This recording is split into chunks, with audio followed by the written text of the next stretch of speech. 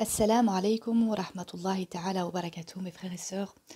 Nous nous retrouvons pour la suite des fondements du droit musulman, Ilm Usul al-Fiqh de Abd al-Wahhab Khalaf, rahimahullah, avec donc la quatrième source, al-Qiyas, le raisonnement analogique. Donc nous avons vu le troisième point, les constituants du raisonnement analogique, Qiyas, la définition de la raison d'être du jugement, al-Illa, les conditions qui déterminent la raison d'être, al-Illa. Et à présent, nous allons voir les différentes catégories de raisons d'être. On divise les raisons d'être possibles en plusieurs catégories, suivant la manière dont elles sont ou ne sont pas prises en compte par le législateur. Nous avons vu ci-dessus que l'on ne peut appeler raison d'être n'importe quelle circonstance associée au cas principal. La raison d'être ne peut être qu'une circonstance objective susceptible d'une évaluation précise et adéquate. Nous avons vu que la raison d'être est dite adéquate lorsqu'on peut présumer que fonder la prescription sur sa présence permet de réaliser le but recherché par le législateur à travers cette prescription.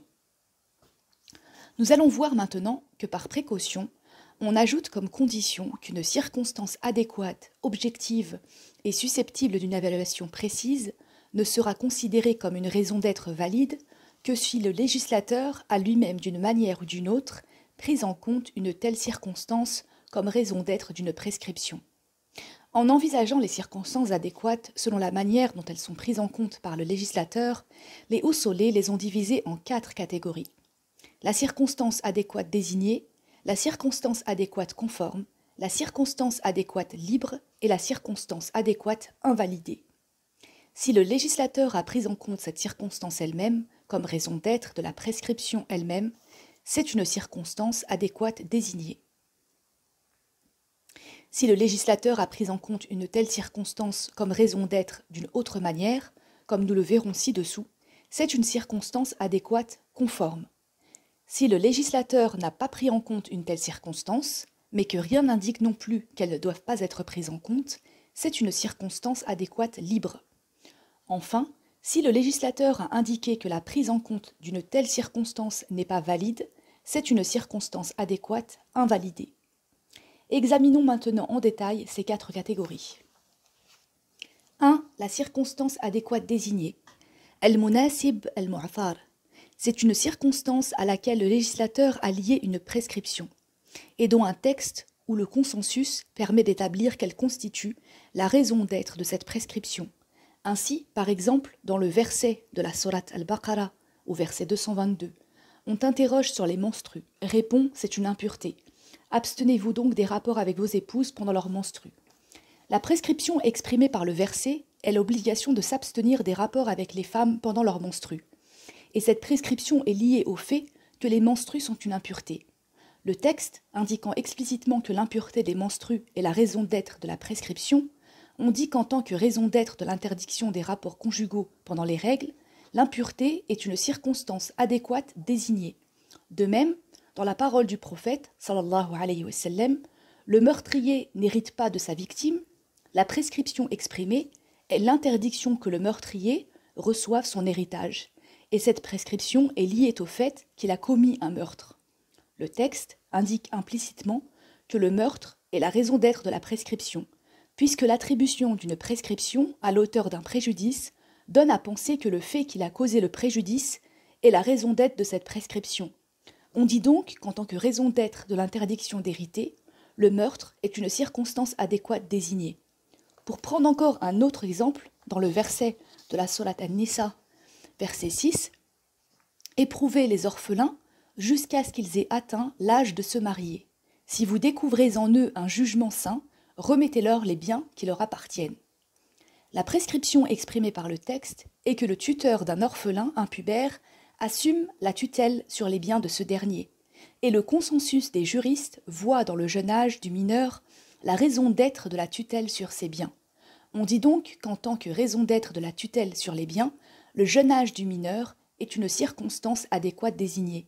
Chaque fois qu'un texte lie une prescription à une circonstance adéquate, et qu'un texte où le consensus permet d'établir que cette circonstance est la raison d'être de la dite prescription, on dit que c'est une circonstance adéquate désignée. C'est la plus haute catégorie de circonstances adéquates. 2. la circonstance adéquate, conforme. El-munasib el-mula'im. C'est une circonstance liée par le législateur à une prescription, sans que le texte ni le consensus ne permettent d'établir qu'elle constitue elle-même la raison d'être de cette prescription, mais dont un texte ou le consensus permet d'établir soit qu'elle constitue la raison d'être d'une prescription de même nature que la première, soit qu'une circonstance de même nature constitue la raison d'être de la première prescription, soit qu'une circonstance de même nature constitue la raison d'être d'une prescription de même nature que la première. Chaque fois que la circonstance adéquate est prise en compte de l'une de ces trois manières, on considère qu'y trouver la raison d'être d'une prescription est conforme à la démarche du législateur. On dit donc que c'est une circonstance adéquate conforme. Et les juristes s'accordent à considérer que ce type de circonstance constitue une raison d'être valide et permet d'établir un raisonnement analogique. Voici des exemples des trois possibilités mentionnées ci-dessus. Une circonstance adéquate qui constitue elle-même la raison d'être d'une prescription de même nature que celle sur laquelle on veut statuer. C'est le cas du jeune âge de la fille mineure, pris comme raison d'être pour justifier la tutelle matrimoniale du père sur sa fille mineure. En effet, un texte prescrit que le père est le tuteur matrimonial de sa fille vierge mineure. Or, la prescription, la tutelle matrimoniale, est liée à deux circonstances, la virginité de la fille et son jeune âge, et ni le texte lui-même, ni le consensus ne permet d'établir si la raison d'être de la prescription est la virginité de la fille ou son jeune âge. Par contre, le consensus a établi que le jeune âge de la fille mineure est la raison d'être de la tutelle sur ses biens, et la tutelle sur une personne et la tutelle matrimoniale sont de même nature. Dans les deux cas, il s'agit de tutelle. On peut donc dire qu'en faisant du jeune âge de la fille mineure la raison d'être de la tutelle sur ses biens, le législateur a considéré son jeune âge comme la raison d'être de toutes les formes de tutelle sur elle, y compris la tutelle matrimoniale. Donc, la raison d'être de la tutelle matrimoniale exercée par le père sur sa fille vierge mineure est le jeune âge de celle-ci. Et puisque cette raison d'être, le jeune âge, se retrouve chez la veuve ou la divorcée mineure, l'analogie avec le cas de la vierge mineure permet d'établir que la tutelle matrimoniale s'applique aussi à la veuve ou à la divorcée mineure. On établit une analogie sur le même cas pour la fille aliénée ou arriérée mentale assimilée à la fille mineure. Une circonstance adéquate liée à une prescription est de même nature qu'une autre circonstance dont le législateur a fait la raison d'être de la même prescription. C'est le cas de la pluie, liée à la permission d'accomplir deux prières en même temps.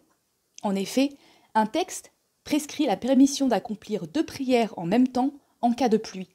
Cette permission est liée à la pluie, sans que le texte ni le consensus ne permettent d'établir que la pluie constitue bien la raison d'être de la prescription. Mais un autre texte indique qu'il est permis d'accomplir deux prières en même temps lorsqu'on est en voyage, et là, le consensus permet d'établir que la raison d'être de la permission est le fait d'être en voyage. Or, la pluie et le fait d'être en voyage sont deux circonstances de même nature, dans la mesure où chacune d'elles implique une certaine difficulté. On peut donc penser qu'en faisant du fait d'être en voyage la raison d'être de la permission d'accomplir deux prières en même temps, le législateur considère aussi toutes les circonstances de même nature comme des raisons d'être adéquates pour la même permission. On en conclut que la raison d'être de la permission d'accomplir deux prières en même temps lorsqu'il pleut est la pluie, et on établit à partir de là une analogie étendant cette permission à d'autres intempéries comme la neige et le froid. Une circonstance adéquate est liée à une prescription, et le législateur a fait d'une autre circonstance de même nature que celle-là la raison d'être d'une prescription de même nature que la première.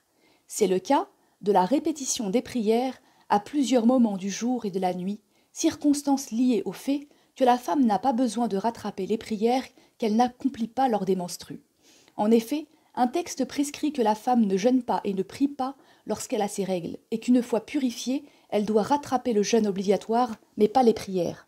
Aucun texte n'indique la raison d'être de cette prescription, le non-rattrapage des prières.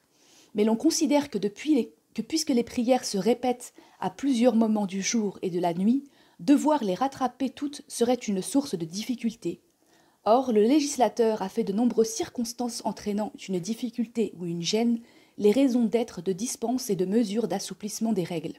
Être malade ou en voyage dispense de jeûner pendant le ramadan. Être en voyage entraîne la permission d'abréger la prière. L'absence d'eau entraîne la permission d'accomplir les ablutions sèches, etc. Cela permet de penser que le législateur considère toutes les formes de difficulté et de gêne comme des raisons d'être valides pour toutes les formes de mesures d'assouplissement. Or, la répétition des prières à plusieurs moments du jour et de la nuit est une source présumée de difficulté, et le fait que la femme n'a pas à rattraper les prières qu'elle n'accomplit pas lors des menstrues est une mesure d'assouplissement. Cette dernière catégorie permet de considérer un grand nombre de circonstances adéquates comme les raisons d'être de prescription, puisqu'il existe toujours, pour toute circonstance adéquate liée à une prescription, une circonstance de même nature dont le législateur a fait la raison d'être d'une prescription de même nature que la première.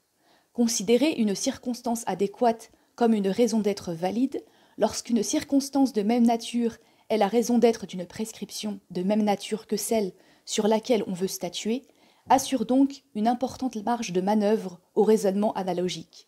En effet, la conséquence en est que, puisque le législateur a fait d'une source présumée de difficulté la raison d'être d'une mesure d'assouplissement, toutes les sources présumées de difficulté sont des raisons d'être valides pour toutes les mesures d'assouplissement.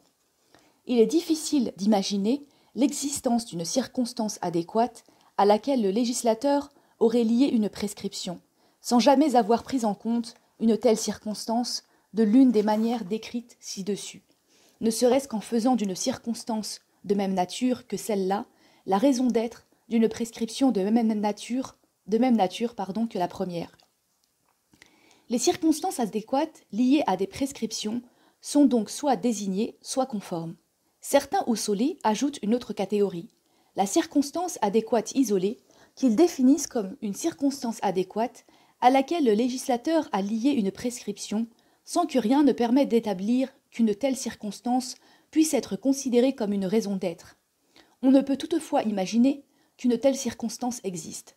Comme nous l'avons montré, l'importante marge de manœuvre fournie par la possibilité de prendre en compte les circonstances de même nature, liées aux prescriptions de même nature, ne permet pas l'existence d'une circonstance adéquate isolée. 3. La circonstance adéquate libre.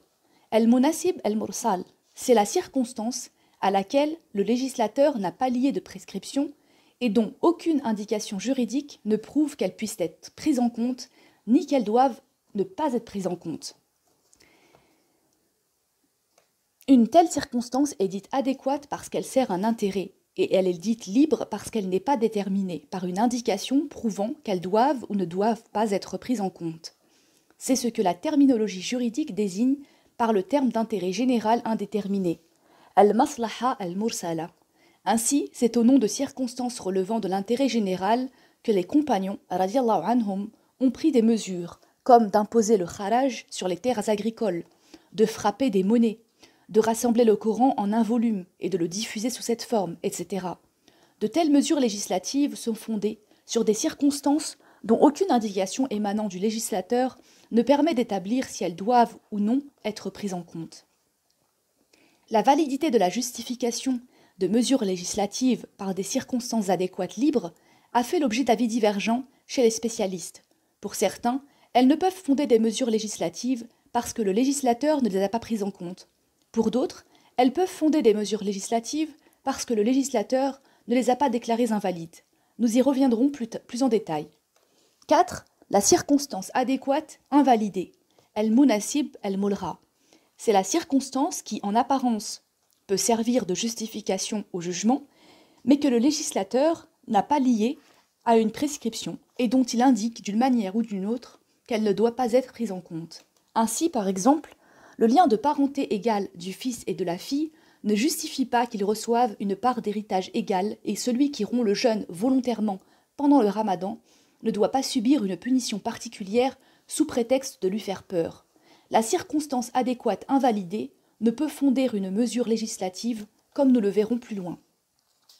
Dans la prochaine vidéo, Inch'Allah, nous verrons comment établir la raison d'être d'un jugement. Et ainsi nous terminerons le chapitre du raisonnement analogique. Wassalamu alaikum wa rahmatullahi ta'ala wa barakatuh.